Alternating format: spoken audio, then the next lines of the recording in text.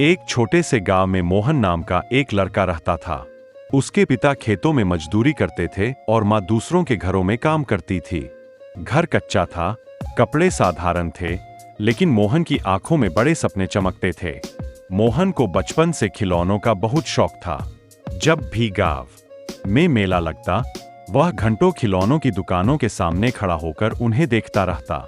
लकड़ी की कार, रंग बिरंगी ट्रेन, मिट्टी के हाथी घोड़े, सब उसे किसी जादुई दुनिया जैसे लगते।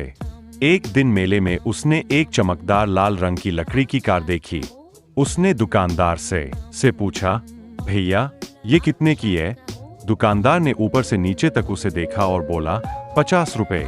पैसे है तो लो, नहीं तो आगे बढ़ो। मोहन के पास सिर्फ 5 रुपए थे। उसने चुपचाप अपनी मुट्ठी बंद की और वापस घर लौट आया। उस रात वह देर तक सो नहीं पाया। उसकी आंखों में कार की तस्वीर घूमती रही। अगली सुबह वह नदी किनारे गया। उसने देखा कि बच्चे मिट्टी से घरौंदे बना रहे थे। तभी उसके मन में एक विचार आया, अगर मैं खुद खिलौना बना लूं तो? वह गीली मिट्टी घर ले आया। माँ ने पूछा, ये क्या कर रहे हो? मोहन बोला, माँ मैं अपनी कार खुद बनाऊंगा। शुरू में मिट्टी उसके हाथों में फैल जाती, आकार बिगड़ जाता, कभी पहिया टेढ़ा हो जाता, कभी कार गिर जाती। कई बार वह झुंझलाकर मिट्टी फेंक देता। गांव के कुछ बच्चे हंसते, अरे ये भी कोई कार है, इससे तो हमारी कागज की नाव अच्छी है। पर मोहन ने ठान लिया था, वह रोज थोड़ा थोड़ा सुधार करता। उसने देखा कि मिट्टी को धूप में सुखाने से वह मजबूत हो जाती है। फिर उसने माँ के बचे हुए रंगों से उन्हें रंगना शुरू किया। धीरे धीरे उसकी बनाई कारें, गुड़िया और जानवर सुंदर दिखने लगे।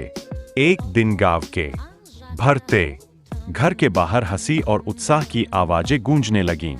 इसी बीच एक दिन वही मेले वाला दुकानदार गांव से गुजर रहा था। उसने देखा कि बच्चे मोहन के खिलौनों के साथ खेल रहे हैं। वह पास आया और ध्यान से खिलौनों को देखने लगा। ये सब तुमने बनाए? उसने हैरानी से पूछा। मोहन ने विनम्रता से कहा, हाँ, पैसे नहीं थे तो खुद बनाना सीख लिया। दुकानदार कुछ देर चुप रहा, फिर बोला, मेले में दुकान लगानी है, क्या तुम अपने खिलौने मुझे दोगे? मैं बेचूंगा। मोहन की आंखें चमक उठीं। उसने हाँ कर दी। मेले में उसके मिट्टी के खिलौने बहुत बिके। लोग कहने लगे, इनमें कुछ खास बात है, ये दिल से बनाए गए हैं। मोहन ने हंसते हुए कहा, मैं व्यापारी नहीं, बस एक सपने देखने वाला लड़का हूं, जिसने हार नहीं मानी